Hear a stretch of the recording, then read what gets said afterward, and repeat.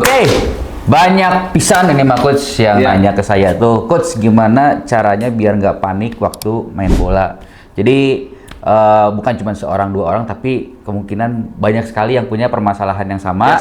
Ya. Nah, jadi sebenarnya itu tuh bukan di mentalnya coach. Mental mungkin cuma beberapa persen kan. Nah, jadi mental cuma beberapa persen. Nah, di luar dari mental sebenarnya itu yang menjadi inti dari masalah kenapa bisa panik waktu main bola. Iya. Gitu. Dan ini sering banget terjadi ya sama teman-teman pemain di lapangan, bahkan setiap pekan atau setiap gamenya gitu panik itu ya.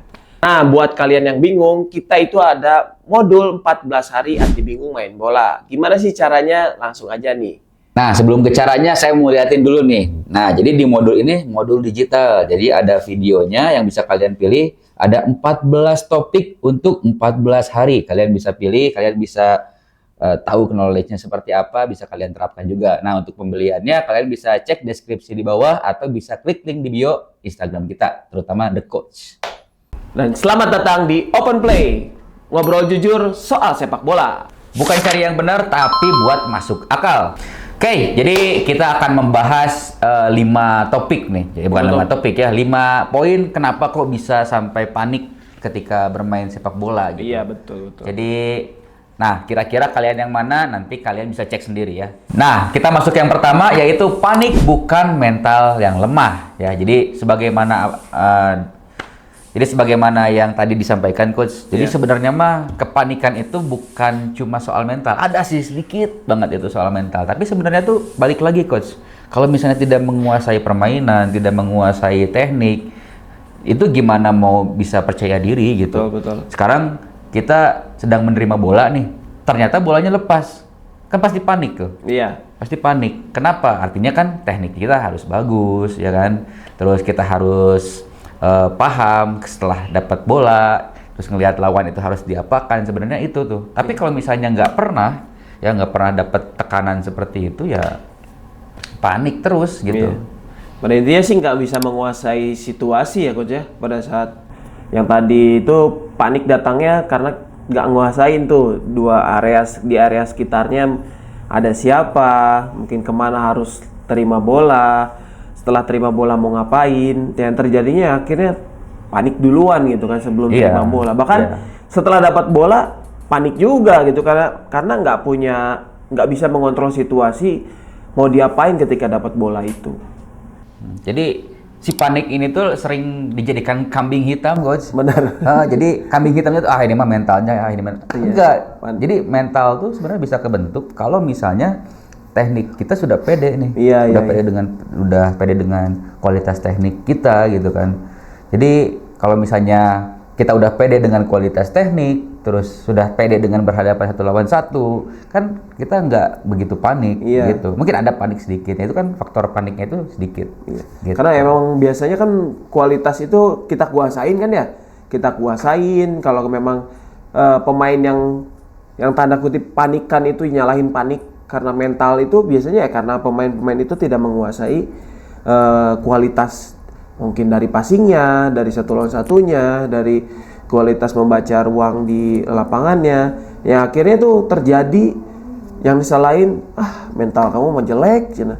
Baru main berapa menit udah nggak bisa kontrol bola gitu kan, udah passing acak-acakan. Terkadang juga kalau misalnya curhat nih sama pelatih nih ya, ini untuk cerminan kita aja ya, maksudnya maksudnya biar kita bercermin diri lah gitu.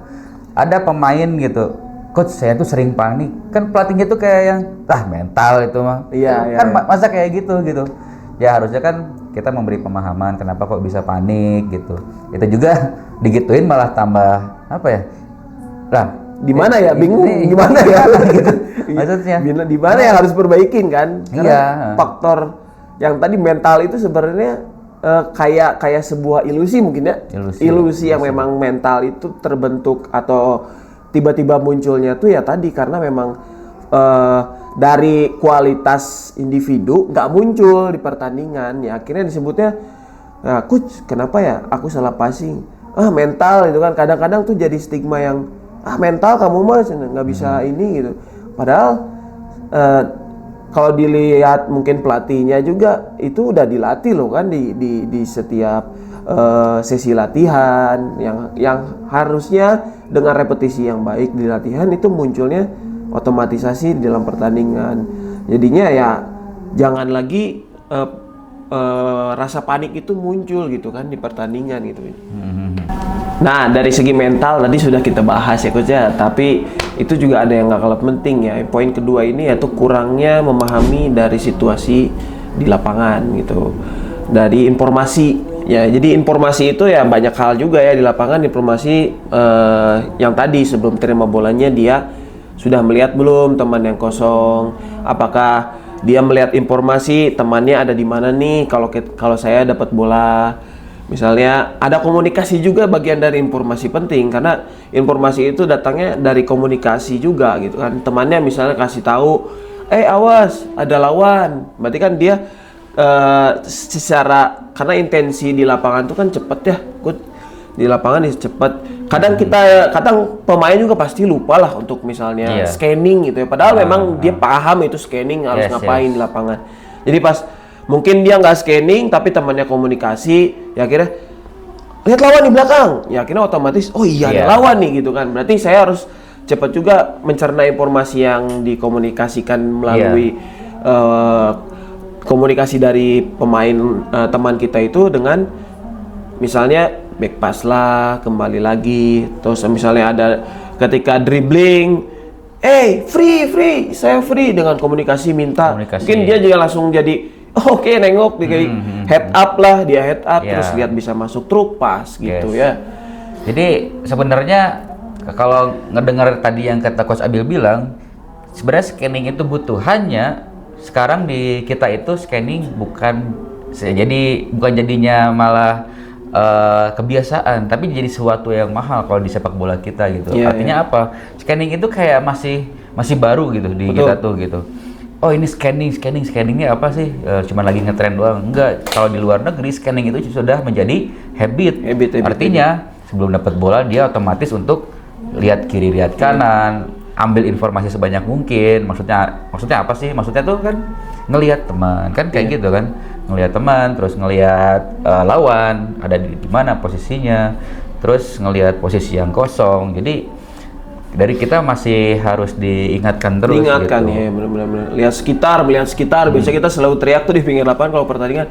Lihat sekitar gitu kan. Karena kalau dibilang era sekarang tuh memang benar sih scanning itu banyak banget dibahas sebenarnya.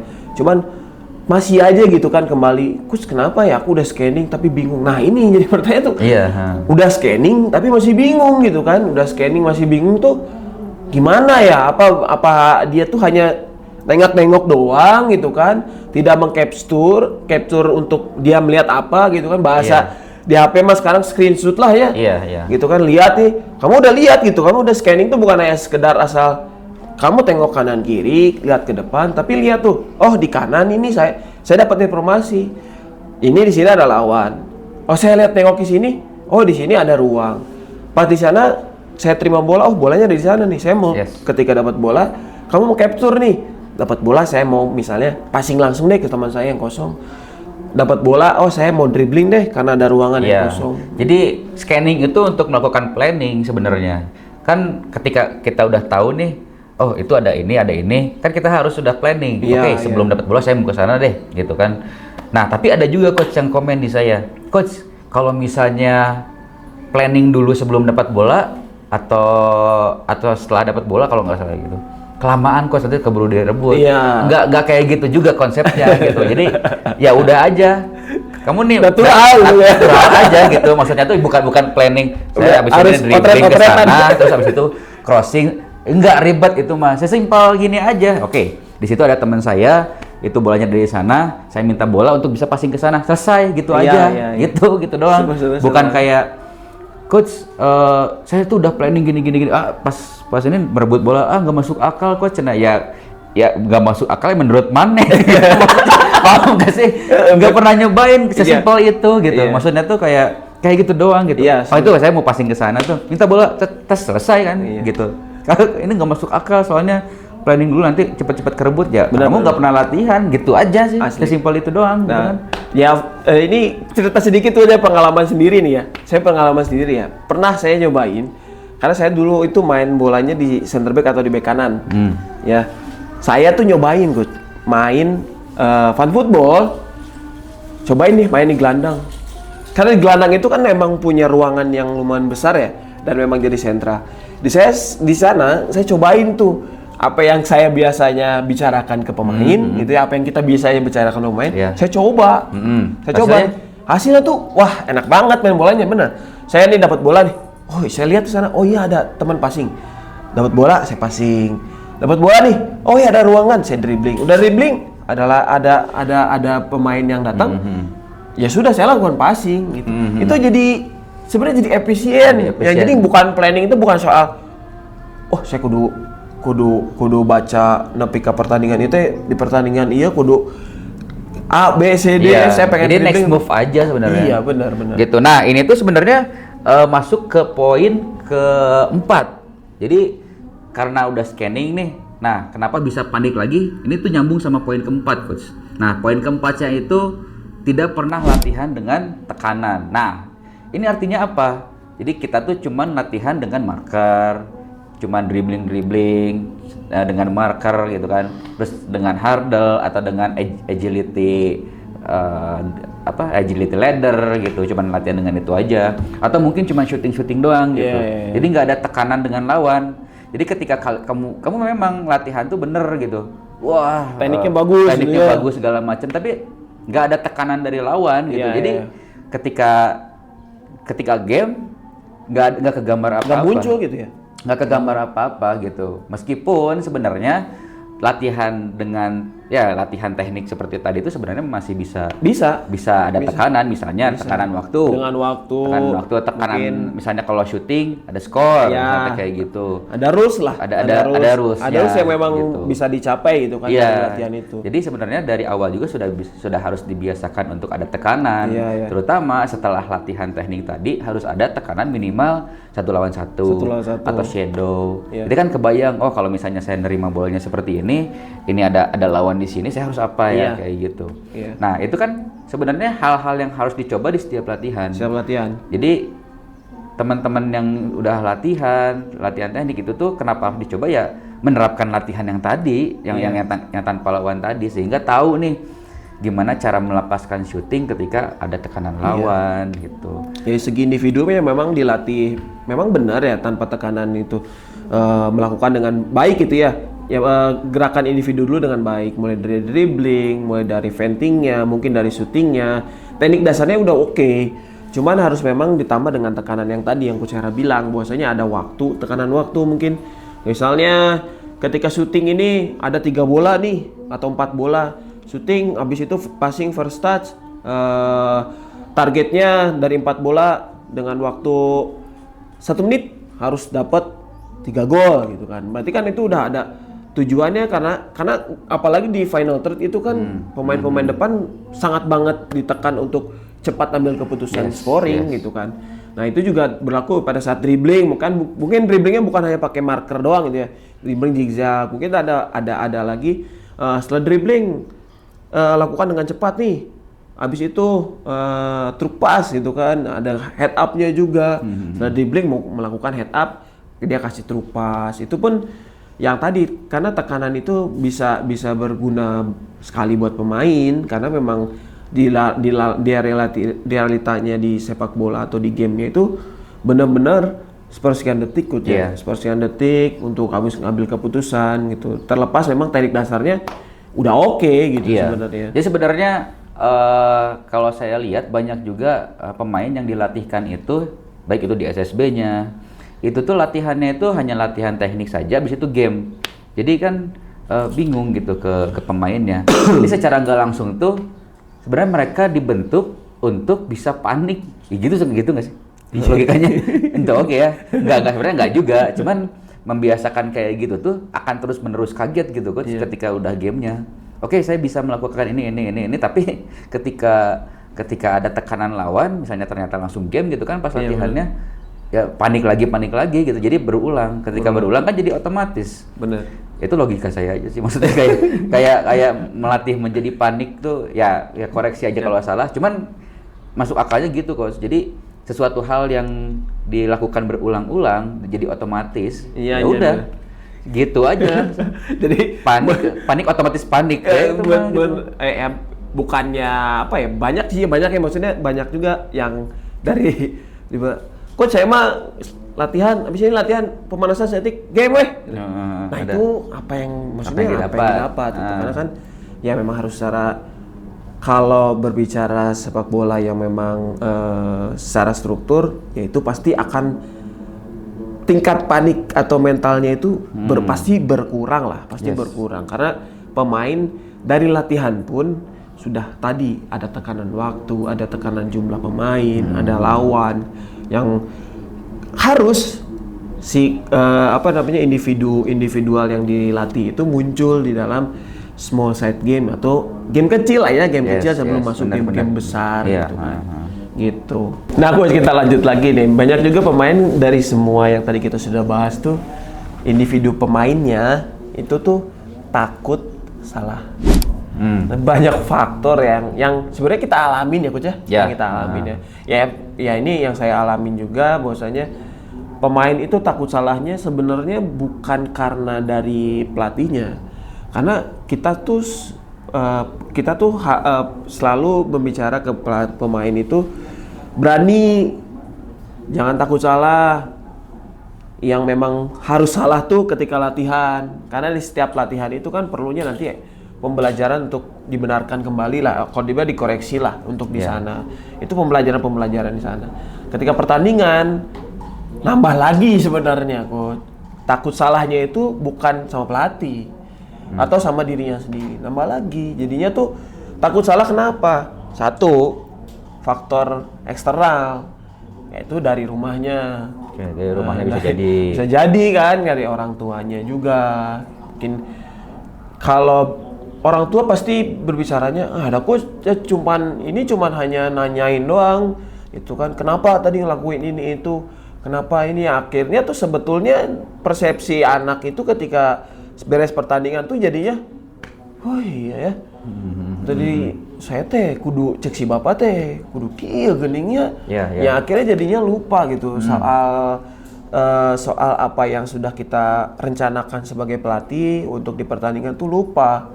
Akhirnya di lapangan tuh terkadang pemain-pemain itu jadi kayak bingung gitu Coach, mau dengerin siapa sih sebenarnya gitu. Ya justru ini hal yang paling penting untuk di usia dini ataupun dari perpindahan dari latihan ke pertandingan tuh ini penting banget gitu kan, karena pemain itu harus tanpa gangguan gitu kan, baik secara eksternal itu dengan melakukan progresi dengan bagus, itu progres dengan baik ya. Saya selalu bilang sih sama pemain, progres kamu itu jangan dilihat karena temanmu udah bisa jadi pemain inti, jadi pemain mungkin dia udah pernah suratin, tapi kamu harus menghargai progres kamu tuh di dalam diri sendiri tuh, meskipun sekecil ini gitu kan. Yang tadinya, oh iya, biasanya saya passing dari sini sampai sana kurang bobotnya. Ternyata sekarang saya passing dari sini sampai sana bagus bobotnya. Ya hal yang kayak gitu harus ditanamkan untuk anak-anak. Yang akhirnya tim jarang, yang akhirnya pemain tuh nggak mau lagi mengulangi yang namanya kesalahan-kesalahan gitu. Jadi ini juga jadi salah satu faktor juga pengingat diri saya juga, bukan pengingat ya, lebih kayak tapakureun gitu. Tapakureun. Lupa tapakureun Pak. Jadi gini, di satu sisi ada filosofis yang menyebutkan pelatih itu tidak boleh memarahi gitu. Ya. Tapi di sisi lain ada pelatih yang harus voice up terus. Ada yang harus ditekan terus kan gitu. Gimana kondisi sebenarnya betul, gimana kondisi gitu. Jangankan gitu, saya juga pernah merasakan, bukan hanya waktu di sepak bola ya, kita dalam cakupan yang luas saja ya. Kalau misalnya kita melakukan kesalahan tuh, kalau dimarahin tuh kayak, aduh saya takut lagi melakukan itu. Iya benar. Gitu. Nah tapi di satu sisi ada filosofis yang memang coach jangan dimarahin ya. mereka tuh punya metode lain gitu, Iya, kayak iya. nanya dulu, kenapa kamu kesini gitu, apa tujuannya gitu. Oh tujuannya ternyata mau melakukan syuting, itu udah bagus tuh. Bagus banget. Nah, tapi karena kita punya opsi ini sebagai pelatih kan, maksudnya opsi itu opsi pilihan buat dia selain syuting misalnya gitu kan, karena misalnya tadi mau syuting ternyata kerebut, nah kita giring untuk opsi lainnya gitu. Nah itu tuh sebenarnya bisa dibilang apa ya? Saya rada masih ini juga coach, masih apa ya? Masih jadi berpikir lagi kalau misalnya mau voice up ke pemain atau mau terlalu baik ke pemain, sebenarnya itu masih berpikir tuh. Saya juga memang harus riset kembali, tapi pada intinya ada waktu kapan kita harus voice up ke pemain, ada juga waktu yang tepat kita harus secara apa ya, secara ngomong lah, secara penyampaian. Nah, secara penyampaian itu harus enak disampaikan oleh pelatihnya. Nah, kira-kira nih kalau untuk pemainnya nih kan karena takut terus merasa salah. Kalau dari coach kira-kira pemainnya harus kayak gimana nih? Sebenarnya yang udah pernah saya alamin ya, karena pemain itu takut salah gitu, itu sebenarnya saya pendekatan sih.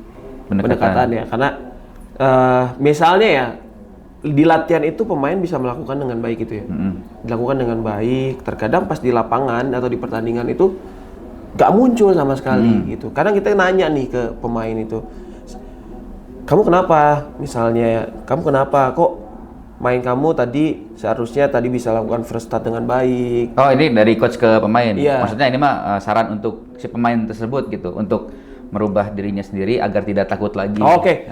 Ya berubah diri sendiri gini aja sih, sebenarnya sederhana ya. Pemain juga bisa sederhana lah. Kamu berpikirnya di lapangan tuh pindahin dari latihan ke pertandingan aja udah. Sederhana aja, pindahin dari pertandingan dari latihan ke pertandingan. Terus untuk pemain apa yang sudah dibicarakan sama pelatih, lakukan udah.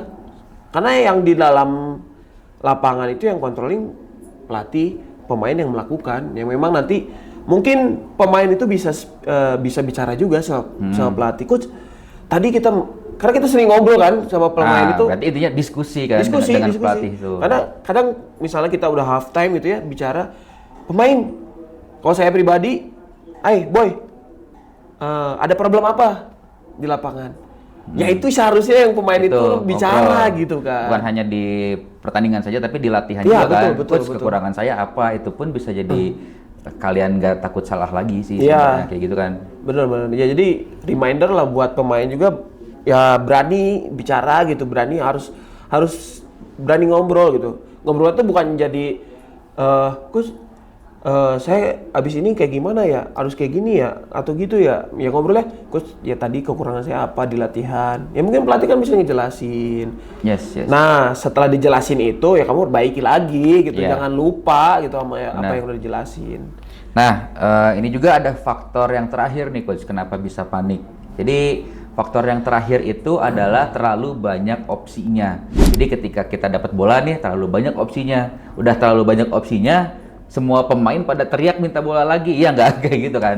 Jadi kita pegang bola, semuanya teriak. Jadi nggak punya prioritas kita mau kemana, kita mau ngapain, kita nggak punya prioritas gitu. Nah, sarannya memang ketika sebelum dapat bola tuh ya planning. Kan gitu. Jadi kamu juga, dan kamu atuh. kamu kemana kamu? Kamu. Jadi, maksudnya teman-teman juga di sini ketika sebelum dapat bola itu planning aja, nggak apa-apa, ada plan A, plan B gitu, dan harus tegas gitu. Oke, saya mau ke sana, gimana caranya? Saya bisa ke sana. Oh, saya mau 1 lawan 1 dulu, bisa nggak? Kalau nggak bisa, berarti harus seperti apa? Nah, itu juga harus diplanningkan sih sebenarnya. Nah, kenapa dimasukkan harus tegas? Kalau misalnya nggak tegas dengan planning yang sudah kita buat gitu ya. Oh, saya mau ke sana. Kalau nggak bisa, saya mau ke sana. Kamu nggak akan pernah bisa main bola, dalam artian ketika dapat bola terus tiba-tiba ada teman yang ayo ke sini semua pada minta bola, akhirnya kamu bingung antara kamu salah passing atau kerebut. Nah, akhirnya bakal kayak gitu. Kamu kalau main bola tegas kalian. Ragu mendingan cari yang aman gitu. Jadi tidak ada ruang lah untuk keraguan gitu. Jadi lebih baik dapat bola, oke, saya sebelumnya udah tahu saya mau ke sana, pas, selesai gitu. Kalau ragu, balikin lagi gitu kurang lebih. Iya. Karena memang pemain-pemain juga punya teknik yang bagus sebenarnya, punya teknik yang ya pelatih udah melatihnya ya kan, udah semuanya pelatih kalian juga udah melatih semuanya, itu teknik-teknik udah pasti dilakukan dengan baik dan benar. Itu di lapangannya, tapi teknik itu momentumnya tuh selalu telat gitu. Sebenarnya ada soal time. Nah, time waktu. Sama kita juga kan kalau misalnya pergi sekolah kan ya, waktu kapan kita mandi, waktu kapan kita sarapan, terus berangkat jam berapa, nyampainya jam berapa, kan sama juga sebenarnya di sepak bola juga ada time waktu. Di mana waktu yang tepat nih? Di mana waktu yang tepat? Yang tadi yang mau Serha, mungkin yang dapat bola time waktu yang tepat untuk passing ke temannya. Yang tidak pegang bola juga sama, bukan hanya sekedar yang tadi ribut, minta, kosong. Itu juga ada waktunya gitu kan, ada waktu yang memang kamu itu yang tidak pegang bola itu prioritas nggak nih? Iya benar. Karena prioritas yang pertama kan satu, progresi ke depan. Apakah kamu yang tidak pegang bola itu ada di depan atau malah justru kamu di belakang. Tapi teriak-teriak gitu kan yang bikin main negatif lagi, main ke belakang gitu lagi. Jadi akhirnya ya temennya bikin tadi stigma panik lagi gitu kan ya. Biarin dulu pemainnya memang gitu, time gitu. Soal waktu, ya waktu di mana kapan gitu kan melakukan aspek yang tadi mungkin passingnya atau perstatnya atau komunikasinya pun sama, bergerak tidak tanpa bolanya, itu semuanya berkesinambungan gitu. Karena pemain yang salah passing itu bukan pemain yang passingnya aja yang salah, justru ada 2 atau 3 gitu. Mungkin yang pemain yang keduanya nggak minta bola, yang nggak ada opsi, yang pemain yang ketiganya ditutup sama lawan, ya akhirnya bingung juga dia mau passing kemana. Itu soal waktu sih, soal pemain tuh ya tekniknya ada, cuman ya momentum yang kadang-kadang kurang tepat juga gitu, Coach. Ya pasti juga kalau kita sudah bicaranya momentum, berarti kan teknik apa yang dipakai dengan tepat gitu ya, Coach ya. Iya. Jadi saya mau syuting, kan kadang tuh sering banget nih, harusnya syuting aja, harusnya dipassing gitu, udah di depan gawang itu kan kayak gitu. Nah memang semua itu harus dilatih pada saat dilatihan, jadi nggak bisa kalian latihan syuting sendiri, habis itu kalian langsung game, itu akan sulit gitu. Tetap ada tekanan pada waktu latihan, harus dilatih juga bagaimana cara 1 lawan 1 di depan gawang contohnya, kayak gitu. Jadi bisa mengeluarkan prioritas teknik yang harusnya dikeluarkan pada momen tersebut gitu. Nah jadi dari kesimpulannya semua tuh, panik itu semuanya ya, Coach ya, panik itu bukan bawaan lahir gitu kan. Bukan bawaan lahir, mental itu kayak sebuah ilusi yang khayalan yang memang muncul pada saat kita stigmanya kamu main bola panik gitu. Jadi panik itu bukan bawaan lahir gitu kan. Iya.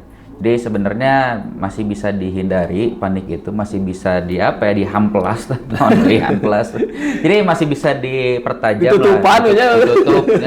Jadi biar gak panik lagi ya, caranya dengan latihan dan membiasakan di latihan gitu. Udah nggak ada cara lain lagi sebenarnya. Gitu aja sih. Jadi kembali lagi ya, kayak lingkaran ya, Coach ya. Balik lagi latihan, pertandingan, itu semua repeat tuh, muter terus. Itu kan ada aspek yang ada pemainnya, ada tekanannya, ada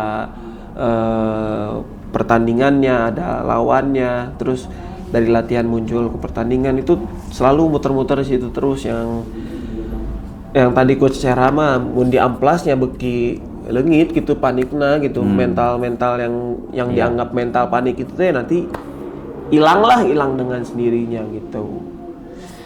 Yes, paling segitu aja di episode pertama untuk Open Play kali ini ya. Nah, jangan lupa like, komen dan subscribe. Jangan lupa share juga, Katang. Oke, siap. Oke.